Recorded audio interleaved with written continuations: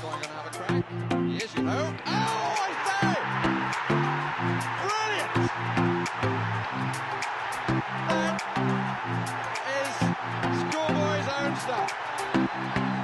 Oh, I bet even he can't believe it. Good morning and good morning to you all. Welcome to this Good Morning Tottenham Away Tuesday episode. I hope you guys are all fantastically well. Hope your families are all doing well. And we will get into straight away with the news that Sanchez and Ndombele have both left the club to join Galatasaray. We will get into that in just a sec, guys. We have some injury update for Rodrigo Bentancur, Giovanni Lo Celso, Brian Hill and Cesc too. I'm just reading out what's been communicated. Tottenham are contending with a handful of injuries over the international break. Ange Postecoglou has talked up Rodrigo Bentancur's return like a new signing, although that is not expected to happen for a little while. Brian Hill and Ryan Sessegnon, two other players absent for the first time, having undergone surgery. Lo Celso sat out the win at Burnley due to the new injury issue. Rodrigo Bentancur, for me, this is the most important one. Bentancur has been chomping at the bit to return to Spurs training. Postecoglou revealed last week, although the medical team have been intent on a zero-risk approach. Tottenham are aiming for the Uruguayan to return in November after he last played in February when he ruptured the anterior cruciate ligament of his knee. He's definitely keen, said Postecoglou, and it will be great to get him back because his contribution when he first came to the club was outstanding. In many respects, he'll be like another new signing for us, which is great, but he won't rush it. It's obviously a significant injury, so probably be looking around that time scale. Lo Celso, Argentina have left Lo Celso out of their squad after he suffered a leg muscle injury in the recent Carabao Cup loss to Fulham. The midfielder returned for the Premier League visit of Sheffield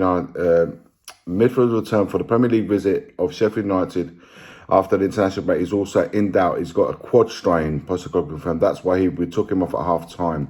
It's nothing too serious. We've got the break coming up, so hopefully not too long after that. Brian Hill had surgery on a groin issue at the start of August, leaving him unavailable for the start of the season.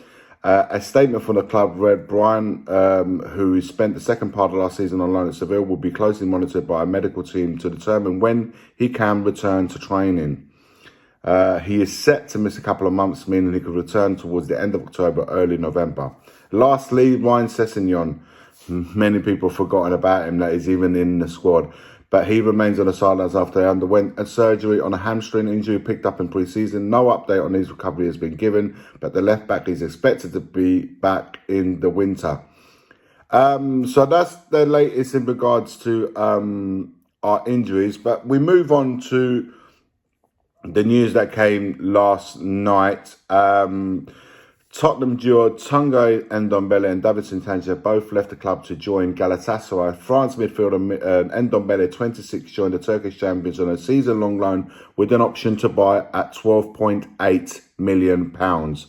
Colombia defender Sanchez, 27, has signed a 4-year deal with the option for a further season after Galatasaray agreed in an £8.1 million fee for the player. Sanchez arrived at Spurs in 2017 for a reported £42 million, while Ndombele was a £55 million acquisition.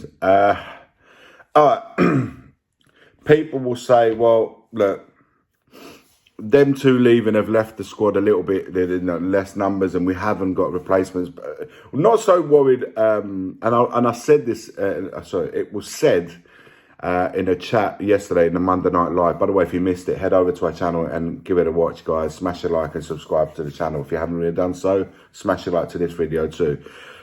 But in the conversation yesterday, said, well, with Sanchez now gone, it leaves us very thin as cover for both Van de Ven and Romero. I'm going to try and separate the two things. First thing is first. As I said the whole summer, I felt that we needed to have two centre-backs signed up. Yes, we can include Phillips in that. But what I meant by two centre-backs signed up is as two centre-backs are ready to play in the first team now. Like Van de Ven is, we needed someone else to make sure that we covered recovered in that sense. So people will say, well, Sanchez is that person. And, now it just leaves us with Dyer as the only player that's ready to play right now, and fill in the shoes of Romero and Van der Ven if they were to miss out. And I'll say no. The two things are separate. If we didn't get adequate cover to cover those two players at the back, that's on the club. That we've said all summer. Everybody was talking about it. We needed two new centre backs to get involved in that setup, regardless of Sanchez, regardless of Dyer, regardless of anyone else. The fact of the matter is, players like Dyer, Sanchez, and Ndombele, they are not part of the project. Dyer has not been selected to play in a squad all season. He's not been involved in any way or form. He's out of the project. Sanchez, we knew that if there was opportunity to get rid, we would have, and we've done so. So that should have been happening regardless. And you know what? If I'm at a point right now where we didn't get anyone in because we didn't know if we was going to get rid of these guys and still had the opportunity to get rid of those guys, even if we don't have adequate cover, I still say get rid.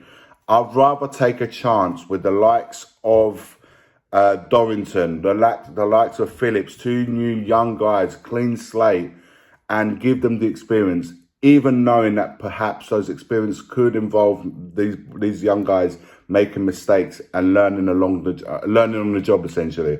I'd still rather that than continue to have the likes of the Sanchez's, the Dyer, the Davies, and so forth, still involved. Now, I don't mind Davies. He can stay as backup. He knows his place. Doji's still first team, and Van der Ven and so forth. So if they have him in the squad as a backup, someone that does give his best, although I still think what his best is still not good enough for the club, I can accept that for this season. But the likes of Dyer in the back four, not part. I don't want to see him in a shirt again, because I don't feel like he belongs in this setup, and certainly in the way we're trying to play football, he's not part of that. Sanchez, for me, his time was done a while ago. The likes of Ndombele, same. I know you guys have heard me so many times talk about Ndombele. He's gone to Napoli, won the league there, so I'm told. He won the league there. Yes, he won the league there. Although, I've said it many times, he played nothing but a cameo role. However, if he was that good, why didn't Napoli sign him up at the end after winning that league? They didn't. They sent him back to us. We've sent him out on loan, here, there and everywhere. Now Galatasaray taking him out on loan. We'll see what happens there. But the bottom line is, even with an attacking-minded manager that is Ange Postecoglou, which is completely contrast to what Conte and perhaps Jose were, and even, there's always an excuse. He didn't make it because the manager was defensive. Okay, fine. Now, what happened with Ange Postecoglou? Why couldn't he make it in an attacking-based football team? Ange Postecoglou saw him for a little while, didn't involve in any pre-season friendlies, even though the reels of the Tottenham Hotspur media were killing it with him doing all these skills in training. Didn't feature in any of the games, didn't feature in any of the league games, and he shipped him out. So, I'm sorry guys, but Ndombele isn't the one. Technically, I never doubted the player. I think he's a good quality player technically. But the bottom line is there's something fundamentally flawed with his attitude, because it can't be one's too defensive, one's too attacking, whatever, and this guy can still not find a place in the team. For me, it's the right thing to do to get rid of him, at least for this season, although we will find him probably back next season if Galatasaray don't sign him up. We shall wait to get, see. But for now, we need to get rid of the players that could potentially become a problem. For me, I see that in Dyer. The longer he stays out of the squad, even within the camp, it could be an issue. So hopefully, before the Saudi league closes, before the Turkish league, hopefully we try and get this guy out. And I'll say it again, I'll still do it, even if it means in that area in defence, it will leave us a little bit thin. I don't care. We'll have Dorrington and we'll have Phillips as cover. I'm fine with that. And then the club will have to address that issue in January, should they wish to do so. That's it for I'm happy, guys. I am happy that we're starting to slowly get rid of that generation of footballers. I want to start a clean slate with new players, new mindset.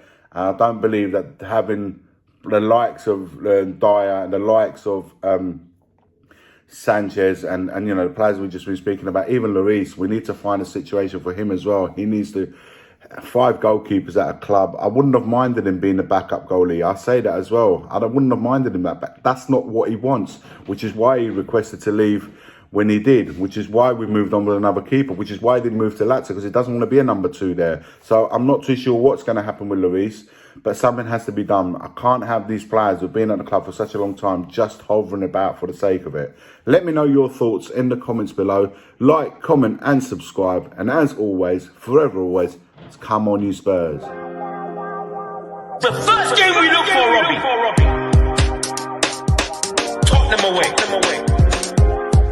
When we got Tottenham away. Tottenham away. When we got Tottenham away.